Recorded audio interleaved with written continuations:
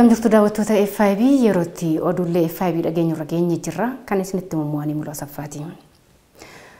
Agarsiisni dorgommii qorannoo fi qo'annoo gochaa kalaqaa fi teekinooloojii biyyaalessaa marsaa lammaffaan eegalameera. Wayita ammaa Itoophiyaatti dhaabbileen ogummaa fi teeknikaa mootummaa fi dhuunfaa 1,600 ol kan argaman yoo ta'u, dorgommichi leenjisaa fi leenji'aa dhaabbilee kanneen keessaa ba'an akkasumas guutummaa Itoophiyaarraa walitti kan babbu'an imaacaan kan socho'an sadarkaa naannootti kan injifatan akka dorgomanidha kan himame. Kanaanis lammiileen kalaqa qaban dandeettii isaanii hawaasaa fi kan agarsiisanii fi muuxannoo kan wal jijjiiran taas jedhameera. Dorgommiin kanarratti leenjitoota 391 leenjisaa fi imaacaa kan sochoosan ni hirmaatus jedhameera. Sudaanii dhimma laga Abbaay irratti waliigaltee seera qabeessa dhaabbataa ta'ee fi hundaaf toluu akka deeggaraniif biyyoota Afriikaaf waamicha dhiyeesseetti. Beenyaa Shiramuu dabalata qindeeffateera.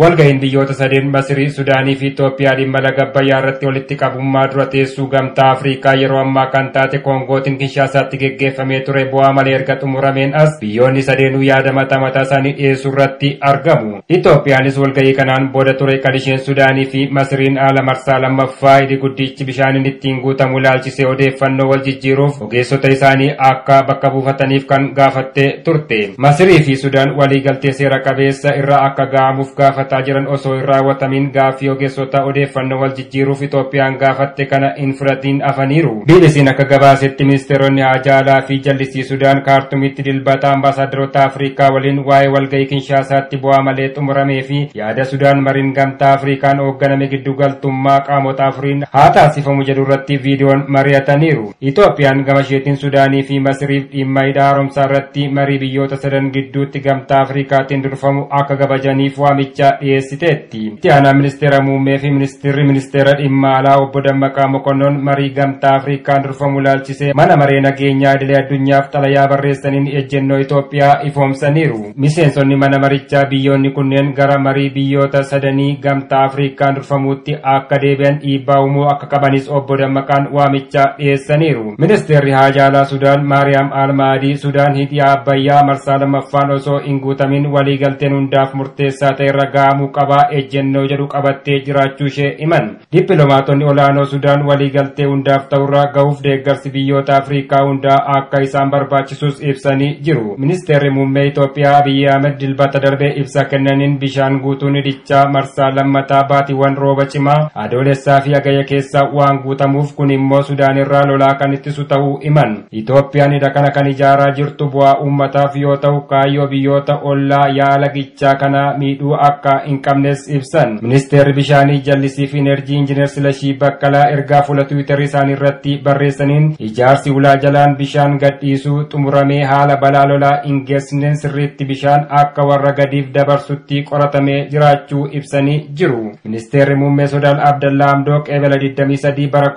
2021tti gita isaanii Masirii fi Itoophiyaa waliin marii cufaa waamaniiru. Haa ta'u malee mariin kun adeemsifamuu isaaf wanti hanga ammaatti mirkanaa'e hin jiru. Ministeerri haajaalaa Sudaan Maariyaam Almaadiin marii dilbata darbee irratti yeroo ejjennoo Sudaan ibsanitti Itoophiyaan wayita bishaan marsaa jalqabaa adoolessaa bara 2020 waliigaltee malee fi osoo nu hin beeksin guuttee jiraachuun ishee qajeelfama ollummaa cabsitee jirti jedhani. Ministeerri haajaalaa Sudaan Maariyaam Almaadii akka jedhanitti har'a lammiileen Sudaan miliyoona 20 ta'an yaaddoorra jiru. Itoophiyaan marsaa lammataa waliigaltee malee ni guunnaa yoo jettu immoo nageenya Sudaan ittuu yaaddessaa akka taasisu himan. Yeroo walga'ii Kinshaasaa Sudaan yaada mariin gamtaa Afriikaa mootummoota gamtoomanii Afriikaa fi gamtaa Awurooppaan hoogganamu adeemsifamu jedhu dhiyeessitee akka turte ministeerri haajaalaa Sudaan kun himanii akka jiran BBC'n gabaasee jira. Mariin giddugaltummaa qaamota afuriin geggeeffamu qaawwaa biyyoota naannoo yaala gichaa jiran duuchuuf kan gargaaru ta'us kaasaniiru. Dhimmooti jajjaboo jedhaman waliigaltee hundaaf tolu kan waldhabdee hiikuu fi waliigaltee bishaan hirmaachuuf akkaataa waldhabdee itti kan dabalatu akka ta'e Sudaan News Agency'n gabaasa isaa keessatti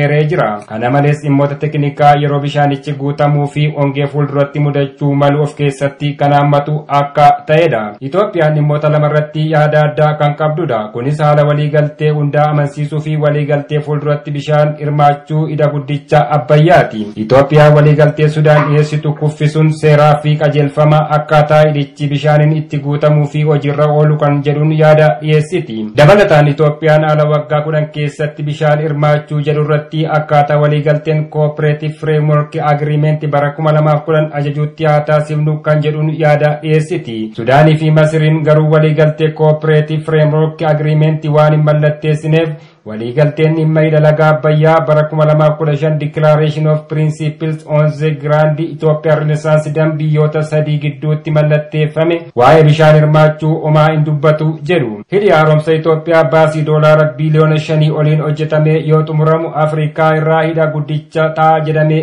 eegama. Itoophiyaanis uummata ishee walakkaa dukkana keessa jiraatuuf tajaajila ibsaa gahaa ta'e dhiyeessiti jedhamee eegama. Hidhi kunis erga jalqabame amma waggootiin 10 kan darban yoo ta'u jalqaba waggoota 5 keessatti xumurama jedhamee kan jalqabamedha. BBC fi Sudaan News Agency irraa odeeffanne.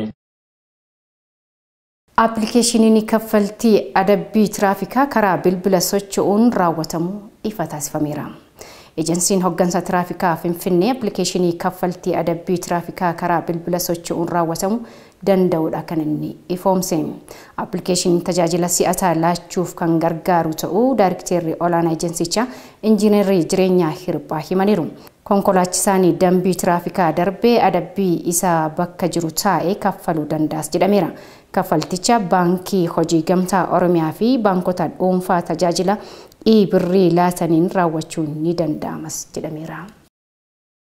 Itoophiyaatti dubartiin nama ajjeestee jedhamuun ragaa sobaatiin hidhaa waggaa 20 itti murtaa'ee bilisa ba'uuf akka ta'e ifoomeera. Aadde Azaalichi Beetaa nama ajjeeste jedhamuun ragaa sobaatiin hidhaa waggaa 20 itti murtaa'ee waggaa 5 darbanii fi hidhaarra turuun ishee ni yaadatama. Tagany Daaqaa dabalata qaba.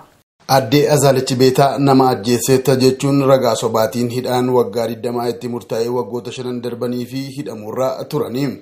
Haa ta'u malee shamarreen ajjeefamteetti jedhamtee lubbuun argamuu isheetiin waggoota 5 olii fi hidhaarraa kan turan Aadde Azaalichi yakkarraa bilisa ta'uun isaanii mirkanaa'eera.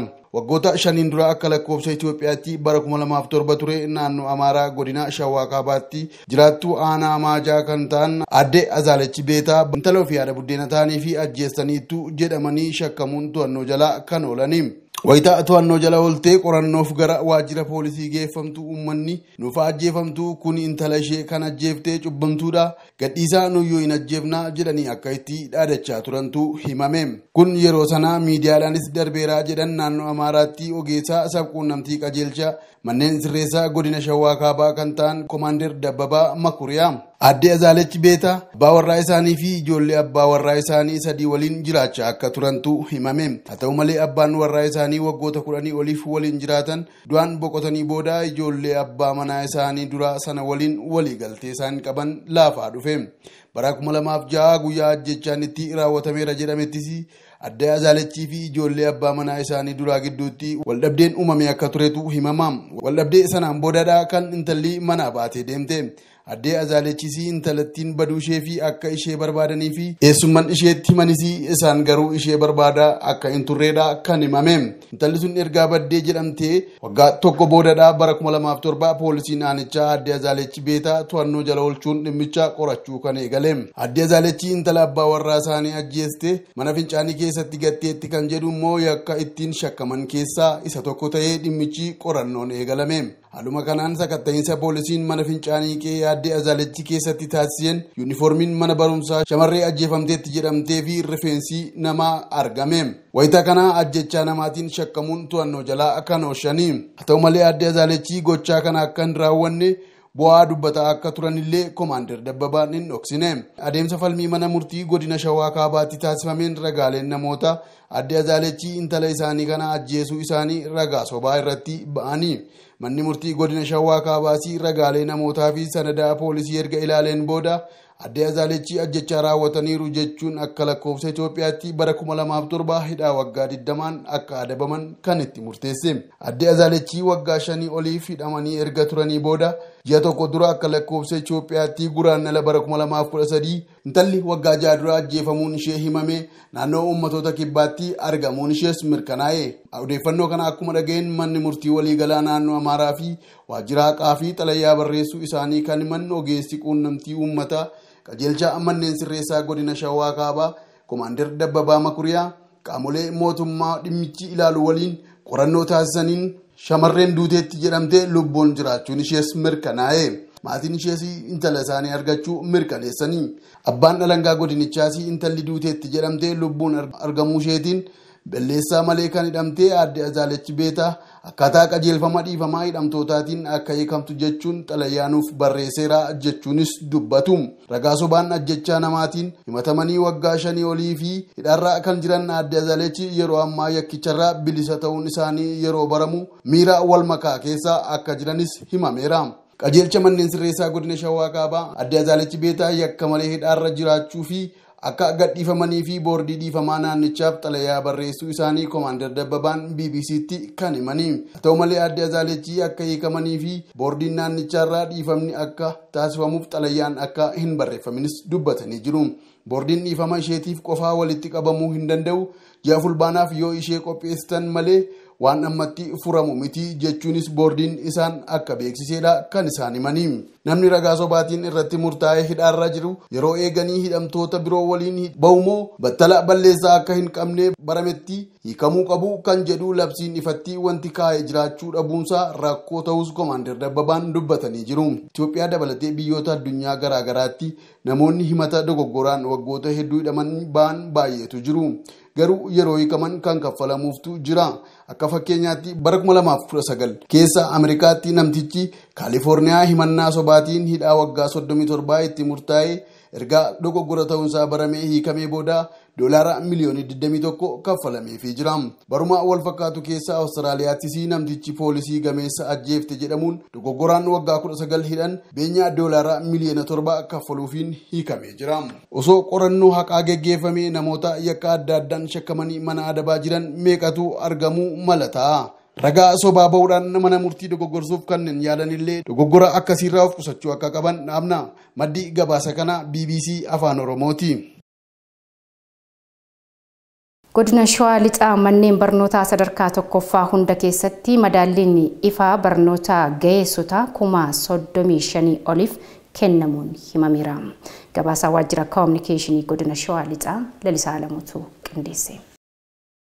Ministeerri barnootaa sadarkaa ga'eessota dubbisuu, barreessuu fi herreguu danda'an madaaluuf qormaata madaallii ifa barnootaa qopheessuun sadarkaa biyyaatti ga'eessota qormaata kana darbaniif beekamtii kennuuf hojii eegaluun isaa ni yaadatama.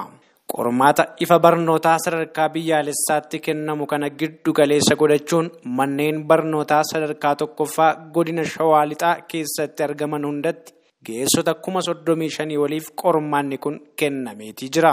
Ga'eessonni qormaata kana fudhatan kunniin akka dubbatanitti sosochii waggoottan darban taasifameen ga'eessonni carraa barnootaa argataniin barreessuuf dubbisuu cinatti jireenya hawaasummaa isaanii keessatti jijjiirama guddaa fiduu dubbatu.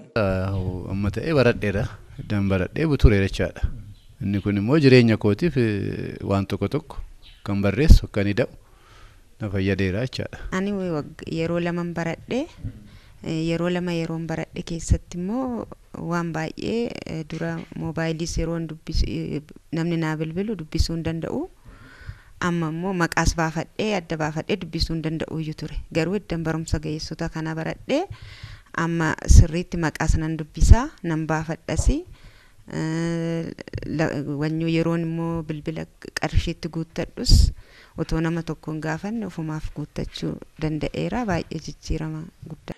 Uwwisa barnootaa waliin ga'uuf sosochii mootummaan taasisaa jiruun ga'eessonni fayyadamaa ta'aa jiraachuu kan himan waajjirri barnootaa aanaa Amboo jalqabbii kana itti fufsiisuuf xiyyeeffannoon kan hojjetamu ta'uu himu. Oltaani yeroo ammaa kana buufata 9 irratti barachaa jiru jechuudha. Yeroo ammaa kana immoo qormaataaf immoo kan dhiyaatanii isaan barana barsiisne qofa otoo hin taane baroota darbes bara dura baroota sirnoota darban keessas kan barnoota ga'eessotaa baratanii barreessuu dubbisuuf shallaguu danda'an akka aanaatti namoota 2535 galmeessine guyyaa har'aa kana egaa qormaaticha buufata 45 irratti buufata 48 karoorsine buufata 45 irratti akka qoraman abdiin qabaachuu. Waliin gahinsi barnootaa ga'eessotaa haala barbaadamuun akka milkaa'uuf ga'een qooda fudhattootaa murteessaa ta'uu kan dubbatan waajjira barnoota godina Shawaa Lixaatti madaalliin ifa barnootaa yeroo ga'eessotaaf kennamaa jiru lakkoofsa lammiilee barnoota qalamaa qaban adda baasuun sagantaa fi imaammata itti fayyadama humna namaa bocuuf galtee guddaa ta'uu akeeku. Bara kana gara 23 olitu barachaati ture. Isa kana gulantaa tokkoffaa, gulantaa lammaffaa, gulantaa sadaffaa jennee adda baasnee barnoonni kennamaati ture. Karoorfanne keessallee naannoo parsentii 45.3 wayi naannoo kanatu milkoofnee jirra. Egaa qormaata kana wal qabsiifnee jarreen kana miti guutummaa isaanii miti kan fudhatu qormaata durallee ga'eessa baratanii bara kana barnoota kana kan hin barannellee keessatti hammatamanii galmaanii ba'ee qoramuu danda'u jechaadha. Gabaasni kan waajjira dhimmoota kominikeeshinii mootummaa godina Shawaa Lixaati. Daawwattoota keenya kan daawwataa jirtan oduu FiBT oduu biyya alattan darbaa. Dargaggoonni fayyaa guutuu qabanii fi amma dura COVID-19 qabamanii dandamasan qorannoo irra deebiin vaayirasicha isaan qabsiisuu keessatti fedhiin akka hirmaatan gaafatamaa jiru. Ogeeyyiin qo'annaa ji'a kana jalqabu duuba jiran ammoo sirni madanummaa qaamaa marsaa lammaffaa akka dandamatu baruu barbaadu. Sooniyaa Mohaammed dabalata qabdi. Kaayyoon qorannichaas weerara kanaaf wal'aansa fooyya'aa fi talaallii qopheessuudha. Namoonni umriin isaanii ganna 18 hanga 30 ta'e kanneen 64 tahan kutaa hospitaala kanaaf qophaa'e keessa guyyootaan 17 hordoffiin taasifamaa fi turu. Jarri kun gosa vaayirasii kanaa kan jalqaba Wuhan Chaayinaatti argameef irra deebiin saaxilamu. Kunis kan ta'u bakka nageenyi isaa eeggamee fi hordoffii ogeeyyii fayyaa jirutti jedhame. Marsaan jalqaba qo'annoo kanaa dhaabbata Weelkaam Trust jedhamuun maallaqaan kan deeggaramu yoo ta'u hanga vaayirasicha daran xiqqaa ta'e garuu wal horuu kan danda'uu fi mallattoo cimaa namatti kan hin fidne gochuuf kaayyoon isaa. Achiis marsaa lammaffaan qo'annoo kanaan dooziin xiqqaan vaayirasichaa kun kanneen qo'annoo kanarratti hirmaataniif kennama yookaan akka qabaman taasifama. Qo'annoo ji'ootaan muraasa booda eegaluu kanaan fedhiidhaan kanneen hirmaatan yoo mallattoo agarsiisu ta'eef yaalii antiboodii jedhamu ni kennamaaf. Kanaanis vaayirasicha ofirraa ittisu. Kan gadi dhiifamanis erga vaayirasicharraa dandamatanii fi nama biraatti dabarsuu dhabuu erga mirkanaa'ee booda. Yuunivarsiitii Oksford irraa qo'annicha kan gaggeessan Profeesar Heelaan Maakshen akka jedhanitti qo'annoon gosa akkasii challenge study gosootni qo'annoo biraa wanta nutti hin himne nu barsiisu. Akka uumamaan kanneen qabaman osoo hin taane hordoffii cimatu irratti godhama. Hirmaattota kanneen wayita irra deebiin vaayirasichaa qabsiisnu sirna madiinummaa isaanii yeroo duraatiif wayita qabamanitti akkamiin akka hojjechaa ture sirriitti beekna. Akkasumas marroo lammaffaaf wayita qabamaniif hanga vaayirasii hangam qabu kan jedhus baruu dandeenya. Hubannoo qabnu irratti nu dabaluun alatti qorannoolee sirrii namoonni akka eeggaman godhu argachuufis nu gargaara. Yuunivarsiitii Warwick irraa Profeesar Lawrence Yang ammoo akkas jedhan. Qo'annooleen Human Challenge Study jedhaman kunniin hordoffii jalatti waa'ee infekshinii ragaa murteessaa ta'e akka argamsiisan seenaan ni mul'isa. Kana malees bu'a qabeessummaan talaallis akka sirnaan qoratamus ni gargaara. Hubannoo nuti waa'ee vaayirasiin qabamuu fi deebii madiinummaan qaamaa kennu qabnu daran fooyyessaa. Dabalataanis qophii talaallii fi yaalii farra vaayirasii itti jiru odeeffannoo murteessaa ta'e nu kennu jedhan kan gabaasee BBCdha. Hayyee daawwattoota FiB kanneen daawwataa turtan oduulee FiB turanii qophiileen FiB afaan itti fufuu yaada keessan nu qooduun dagatiina oduu waliin bulaa saffaan ture.